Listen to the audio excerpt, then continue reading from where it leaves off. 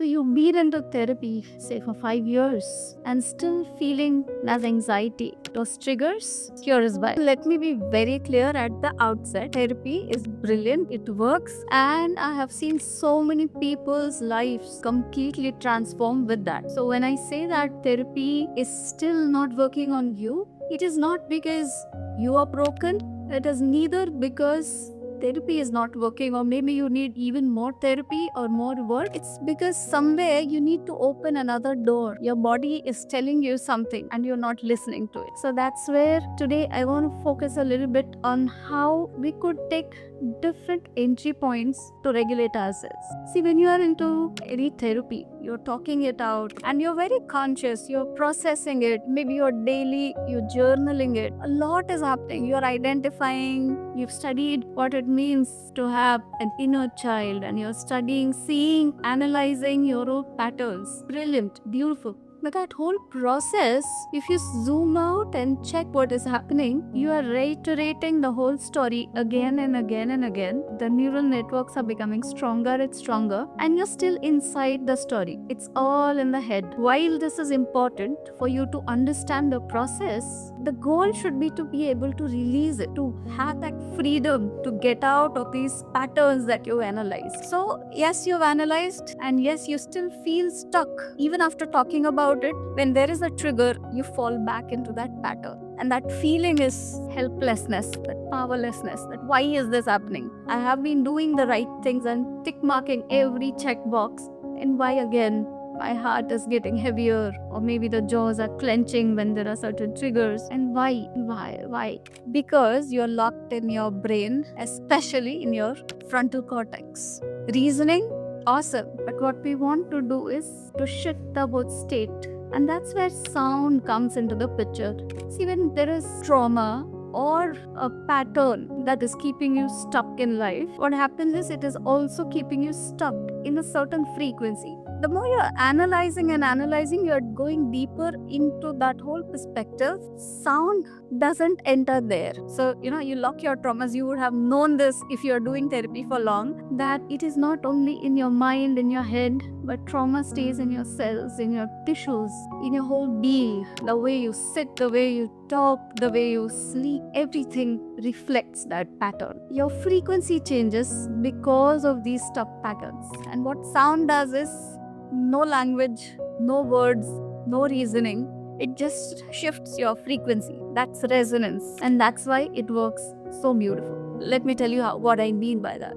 So imagine a traditional therapy session where you are identifying your patterns, talking about your triggers. All of this analyzing happens in the prefrontal cortex, the front part of your brain, which is like the boss, the CEO, which is helping you understand why you are locked in a certain way in your life. When we enter sound, and that's what I'm trying to explain you, that when sound enters the whole system, it is not only affecting your prefrontal cortex. In fact, it is regulating the whole nervous system. And more importantly, we know that when trauma happens, it gets stored in our fascia, in our cellular tissue level, shifting our own frequencies. But at the same time, this tightness that comes in and shifts our frequency is also regulated by something called the vagal tone.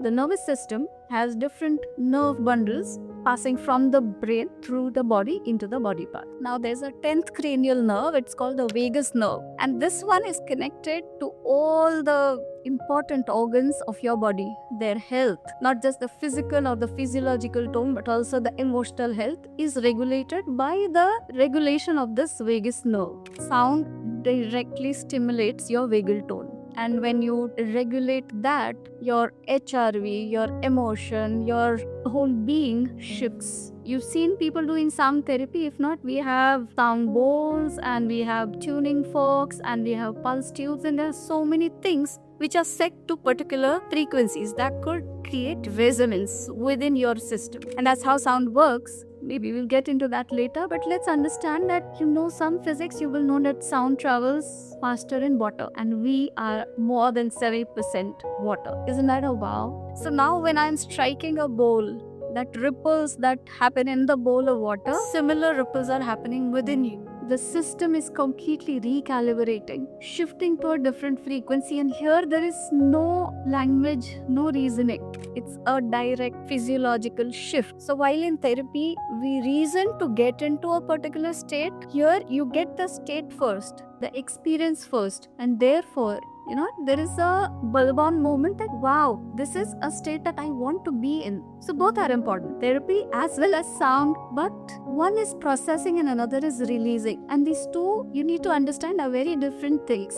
When you process, it is still about reasoning and rationale. You know your triggers exactly well and you are still not being able to release them. But in sound, without your knowing what, you just release because it shifts your frequency. It doesn't allow you to stay in that state. And that's why sound becomes super powerful, where there is this whole surrender or happening. And when I'm striking a bowl, the vibrations are not just going over you, they are going through you. Literally, not metaphorically, literally. They're going through you. Every cellular level. You're not just listening through your ears, you're listening through the whole body. Each and every cell responds. And when a person is surrounded by a certain frequencies, instruments that actually are aligned to what is intended for the session, then what happens seems nothing less than magic. But it is not magic, it is science. It is the sonic science. Say for example, there are certain frequencies like 432 hertz, which is also used widely in Indian classical music. And now you know why it is. Our traditional designs are never random. They are very well structured. Then there is a 528 hertz frequency that actually helps a lot of emotional release, because we are so conditioned to hold on to those emotions and suppress, not express, and then that creates a lot of other patterns, triggers. So when this whole thing is resonating, say 528 frequency with your heart center, it releases those emotions. You don't need, there is no more need to be stuck or suppressed. And that's how sound helps you to, there's an instant shift that we see. I just tell you, there was this girl who used to come, so that it was an extreme case. She was in therapy for 7 years and she was so fascinated by the process of therapy. She did her master's in psychology and she was amazed by how the human mind works. And every time I would try to, open some door with her, she would come up with explaining her own patterns. Super intelligent at rationalizing her own patterns. And yet, after 7 years of therapy, after doing her master's in psychology, she was stuck in her unexplained anxiety bouts or sometimes panic attacks. And she just didn't understand how to get out of it. That's where she had come to me. The first session of sound, and 20 minutes into the session, she started crying. Now this crying was not the sad type of crying. It was a release kind of a crying. There was a huge release that happened. So many years of holding on to those patterns through her own reasoning, her own rational minds. Finally, there was something that shifted and she could get that permission to release it. And it's funny to actually, when you look back at it, that sometimes we get attached to our own patterns. Initially, we are locked in those patterns. Later, as we go into therapy, we understand, we get fascinated, and we get attached, and we still hold on to those patterns, knowing them fully. But there's something that doesn't allow us to release those. And that is exactly what sound does. It helps you release that permission that comes from deep within to shift into a different state, into a different frequency. So many times your body doesn't need to understand trauma, it just needs to release it. And many people are now noticing it. High performance, high achievers, well-resourced people, or those who have been now exhausted for years and years of self-work, they are now shifting to sound, they're shifting to somatic release, regulated breath work, and they're understanding that there are different doors that they could enter into to change into that stage. So if you are the one who feel that you analyzed and understood your patterns but you're not being able to let it go, then the answer is into frequency. And sound healing is all about frequencies. That's the language that we as sound healers speak. So connect with us whenever you feel that it's the right time for you to release.